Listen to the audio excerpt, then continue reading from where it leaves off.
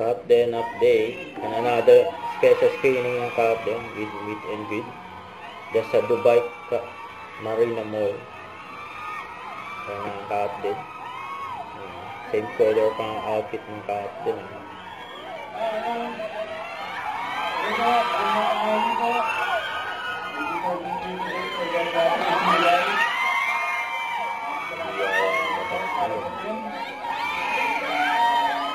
Very happy to be here. Maraming salamat po sa meeting tayo.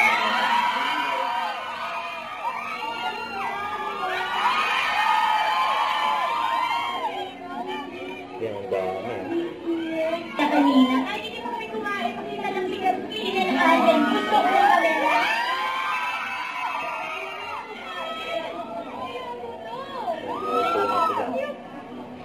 Ayan, so again, ano ba ang may expect nila when they watch the movie? Kasi marami din sa kanila ang first time pa daw na makakanood.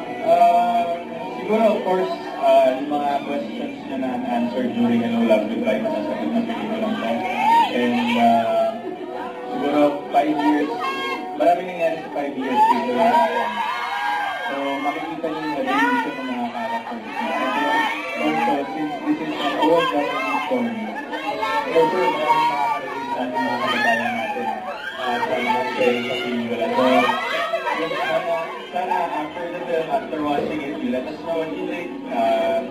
Siyempre, hindi naman namin pwede sabihin or i-post sa kanila kung ano yung dapat nilang madala after the film kasi iba tayo ng perspective sa buhay. So, but this is a very beautiful project. We had fun making it kung gaano karami yung na-inspire na mga nanonood during Hello Love Goodbye. Na-inspire kami with that film, mas na-inspire kami with the second film. So, sana, alikan.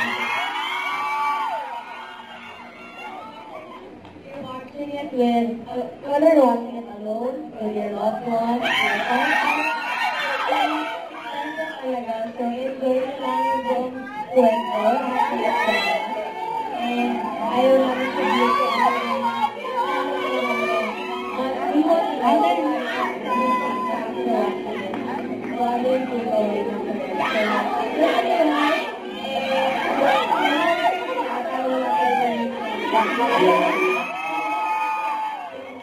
Pinag-jack sa Dubai. Alam mo talaga I love you doon na.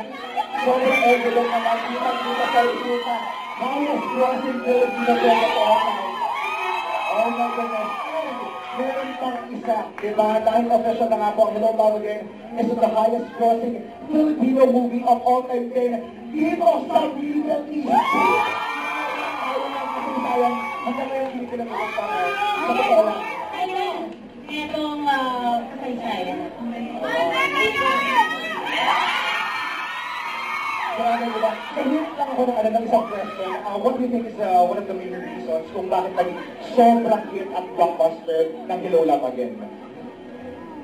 Parang may nagkarason. Diba? Aside from the fact na pag nakita niyo ang dalawa on screen, yes, pag magkahiwalay sila, magaling na sila, yes, grabe. Iba yung nararamdaman natin kapag sila umaarte on screen. Siguro I think more than for the film being a love story, it's really a life story kasi. Parang it just showcases a lot of realities of daily life, most especially po ng mga OFWs natin na kababayan. And ganun tayo, I think, because us Filipinos, yung core natin is really love for the family and love for the people that matters to us. I think that really resonates with the audience. Kaya maraming nakakarinig at maraming sumasakilig sa pelikula. So, siguro po, isa yung sa mga aspecto yung pelikula ko natin. Maraming tao na nakakamawi sa loob. Nakakisip sila ng mabuti yung film. Out for the Lord, actors and yung mga support officers, nagkata kami our director, support efforts in this project. And I think lahat ng support ay pagmamahal ng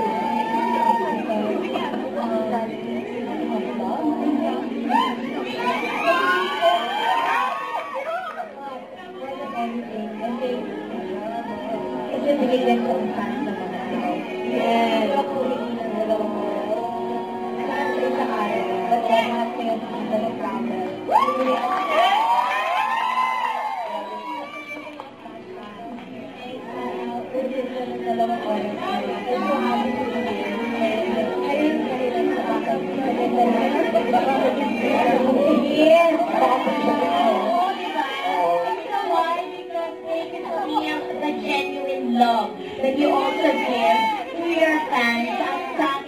bayan dito. So, it's only a small gift and token of appreciation na ito ibabalik namin sa inyo. Maraming maraming. Exactly. At this point, alam ko, sobrang excited na kayo. Makapagpa-follow, of course, sa store sa ating hello love again. Kaya ngayon, yung mga readers din natin, iwanan na yung ating mga phones sa ating mga seats. At mag-ready na. Don't forget to subscribe and click the notification bell for more updates. This is Victoria Reaction Vlog. Stay tuned for more updates. See ya.